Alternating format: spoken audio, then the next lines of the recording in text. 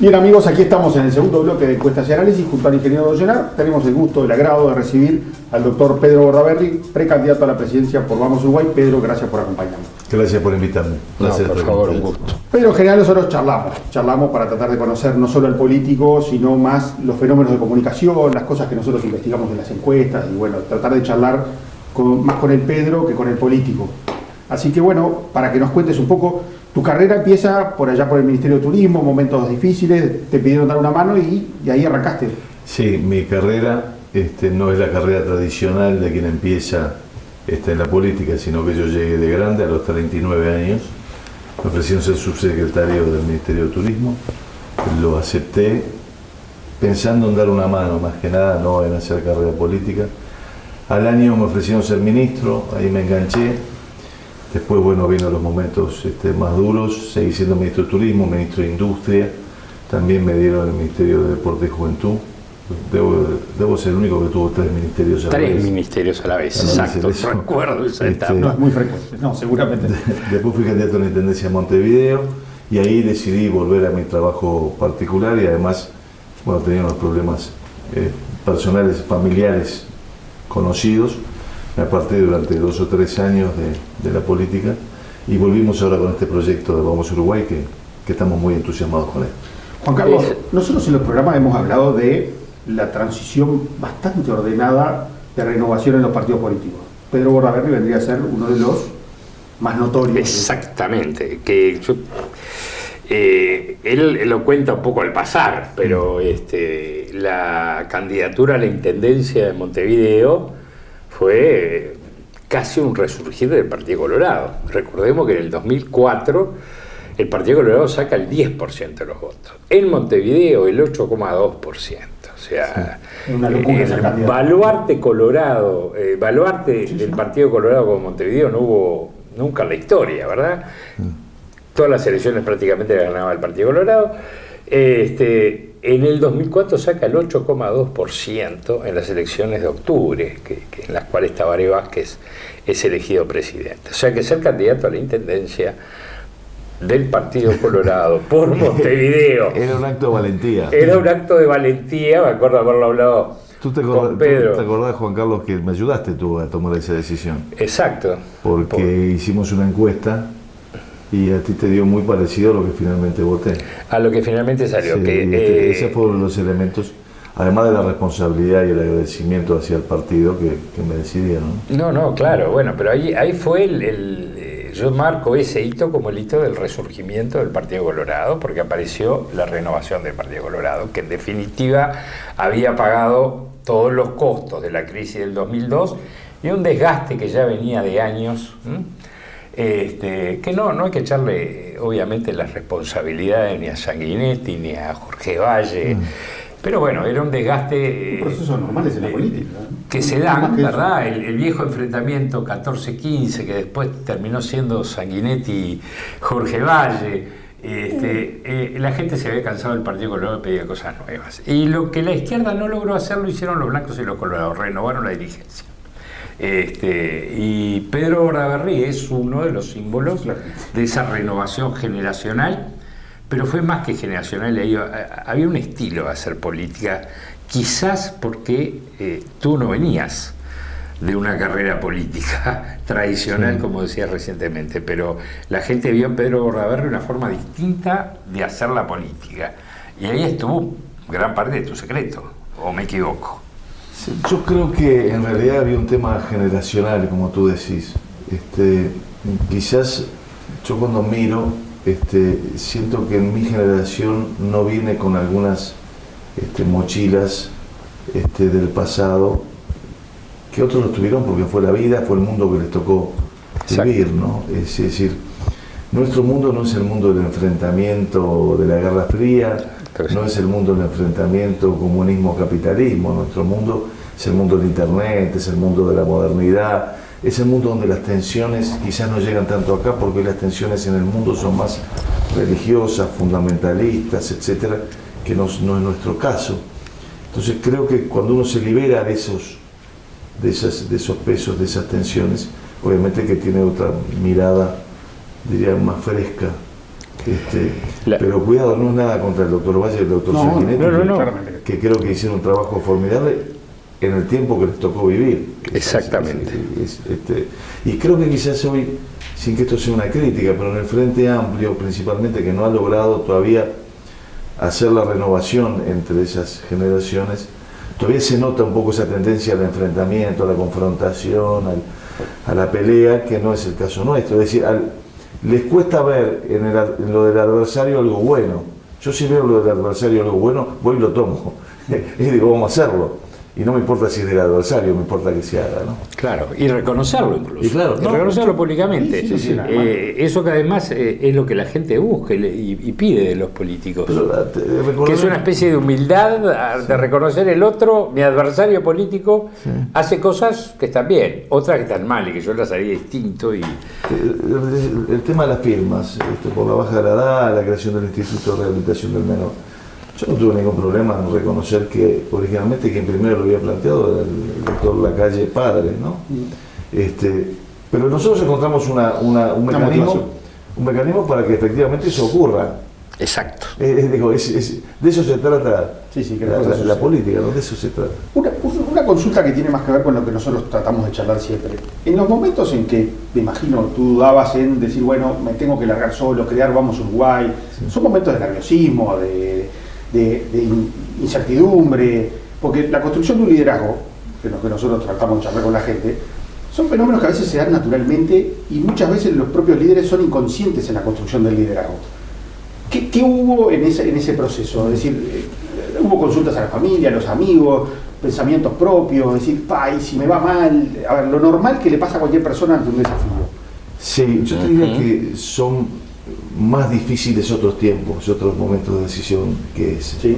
Sí, ese es un momento de, tú miras el futuro, te planteas y decís, tengo que hacerlo, está bueno, creo que puedo hacer un aporte, está bien, tenés que renunciar a tiempos de familia, tenés que renunciar a comodidades laborales, que yo tenía la suerte de tenerlas en cuanto al trabajo, en cuanto era socio en una empresa de la cual era un socio mayoritario importante, renunciar a todo eso y tirarte al vacío con cierta situación de incertidumbre, pero eso lo haces convencido.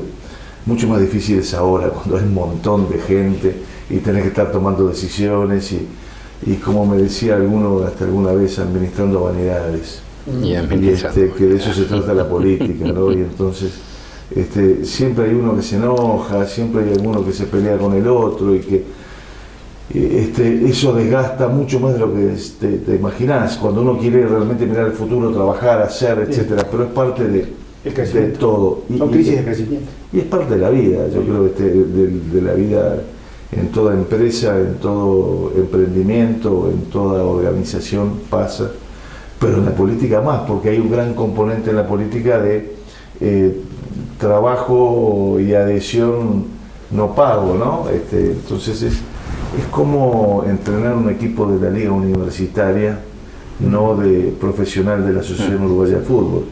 Los jugadores de la Asociación Uruguaya de Fútbol tienen que presentarse a entrenar y si no se presentan le ponen una multa, lo sancionan, no juegan, no cobran. Los de la liga universitaria no les pagan, sino que entrenan por la motivación de ganar. La camiseta. Y obviamente que hay que atenderlos. Y se creen que son Messi, bueno, la liga universitaria. Sí, que cumple 100 años. La liga universitaria es una cosa formidable. Aprovecho para mandarle un abrazo a Julio Jacob, su presidente. Hace años, Julito es un motor, un gran amigo. Yo jugué con él al fútbol, él ya grande, en realidad fue el que lo saqué del puesto, porque jugábamos en un club llamado El Familiar. Sí, familiar. Familiar universitario, Julio era 9, y yo llegué con 18 años cuando él tenía 38.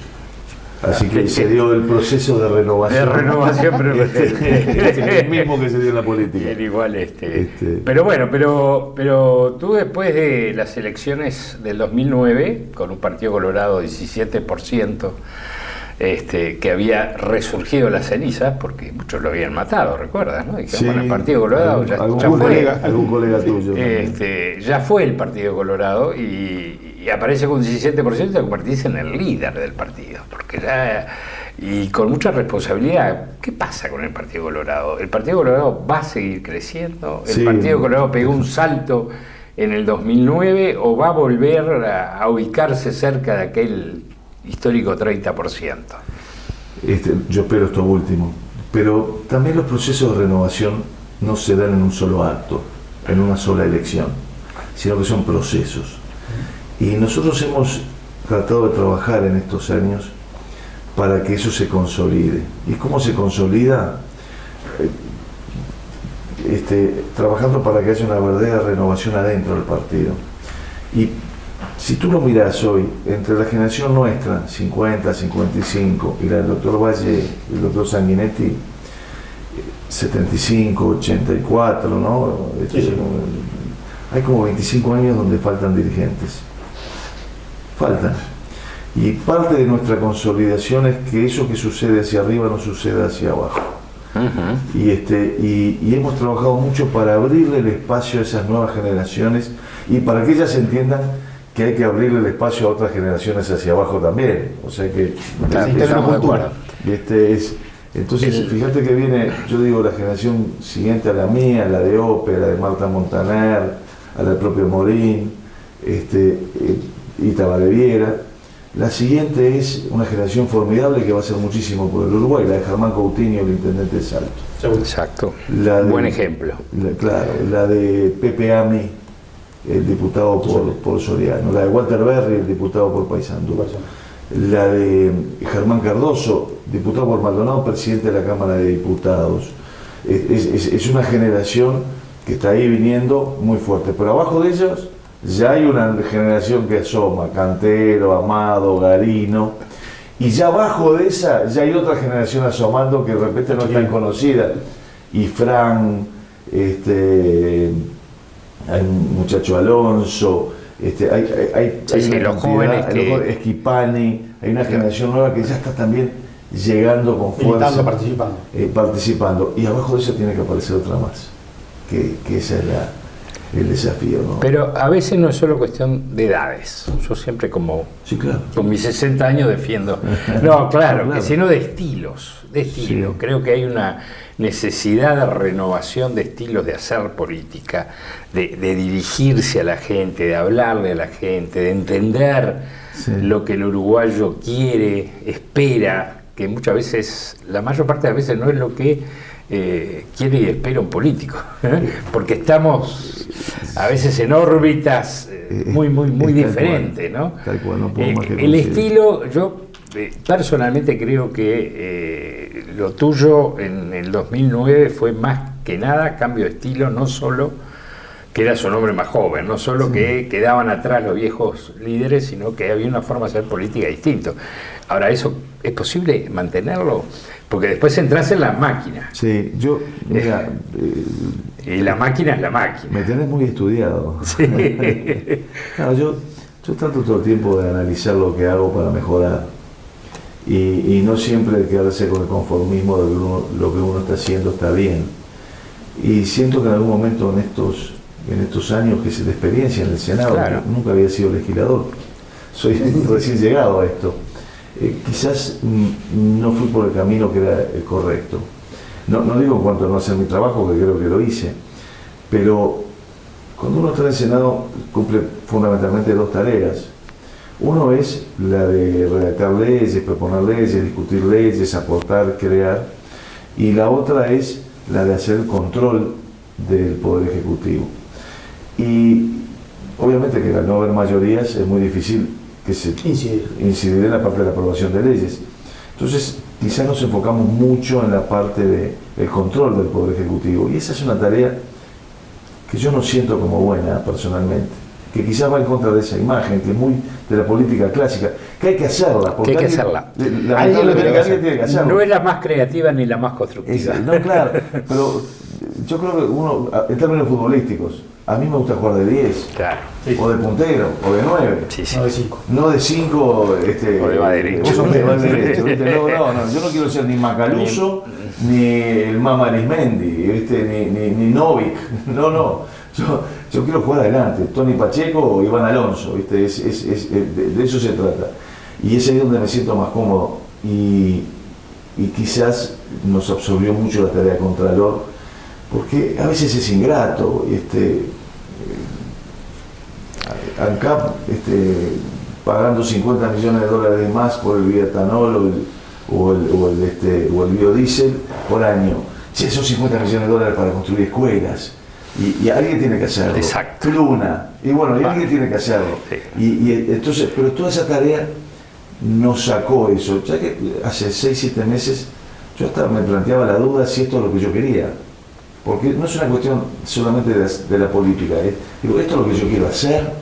De hecho, lo hiciste público, de que capaz que no era candidato al Senado. Claro, es mi tarea, controlar. No, mi tarea es crear, hacer, proponer, construir. Ahí es donde nos sentimos cómodos. Y ahí es donde pudimos, de repente, reenfocar el trabajo. Y es lo bueno de analizar lo que uno está haciendo, ¿no? Y escuchar. Te digo como que me terminó de convencer. Estaba en Durazno trabajando en una manga allá de piedra. Y había uno de los muchachos que trabajaba conmigo que enseguida entran en confianza, porque yo voy, conmigo se divierten, hacemos asado, ¿viste? Esas cosas así. Y cuando entró en confianza me dijo, vos siempre salís con cara enojado en la tele. Sí. Y dije, si en la tercera de Durazno acá perdido te las cuchillas, hay uno que me está diciendo eso, debo estar errando, ¿no? Y debe ser cierto. Es que no es errando. En términos de comunicación, nosotros lo hemos comentado, inclusive en algunos foros, en algunas charlas. La gente, doña María, don José, está mirando y normalmente está haciendo otras cosas, o en el diario, charla con no sé qué, y ve informativo y lo está viendo, entonces de repente está viendo el informativo Canal 4, y pasan 30 segundos, 40 segundos de una nota que te hacen a vos por determinado tema que se trató en el Senado. Y tú salís una vez, 2 veces, 3 veces, 4 veces, esos 10, 15 segundos, y capaz que la gente no se recuerda de qué saliste hablando. Pero lo que recuerda es el gesto. Claro. Por eso a veces, hablando de la peor manera, del peor tema, a veces la gestualidad es muy importante en términos de comunicación. Claro. Porque la televisión es eso. Es pero lo que ocurre es lo que dice Pedro, es que ahí se da una situación. La otra vez lo hicimos con un precandidato, le seleccionamos, nos metimos en internet y le seleccionamos una serie de fotos. Todas se está haciendo declaraciones, todas con el ceño fruncido, y enojadísimo. Y claro, ¿qué es lo que está pasando? Viene el periodista y me pregunta, ¿qué opina usted lo que el gobierno acaba? Es uno que está en contra de esa medida, y ya por el hecho de estar en contra de la medida, cuando estás hablando en contra de algo, tu gesto naturalmente es negativo. No es lo que... El metamensaje, y ahí está clarísimo lo que vos decís, el metamensaje que dice Alejandro. Ustedes todos se llaman oposición. O sea, ¿cuál es la raíz de la creación? Ya negativo. Oponerse a algo. No sabes si es bueno o malo, pero ustedes son la oposición. Entonces deberían de cambiar de repente el estilo de la comunicación cuando realmente, a ver, yo estoy de acuerdo que se tienen que oponer cuando ustedes creen que algo está mal hecho. El tema es cómo se comunica de que ustedes no están de acuerdo con algo que está mal hecho. Y todo eso, la simplificación de la vorágine de la televisión y esto, es complejo. Y yo me estoy llevando un asesoramiento gratis de ustedes. Gratis. A veces no pasa eso. Al contrario. Ahora vamos a ir a temas un poco más concretos, ya menos de charla. Pero vamos a ir primero a un corte y con Juan Carlos y contigo vamos a estar compartiendo con la gente de repente algunos gráficos, algunas charlas más de campaña, o de lo que va a hacer Vamos Uruguay, o de lo que está haciendo el gobierno, y charlar un poco más concreto de la próxima elección. Así que amigos, a la vuelta de la tanda continuamos con el doctor Pedro Bordaverde, candidato a la presidencia. Ya volvemos.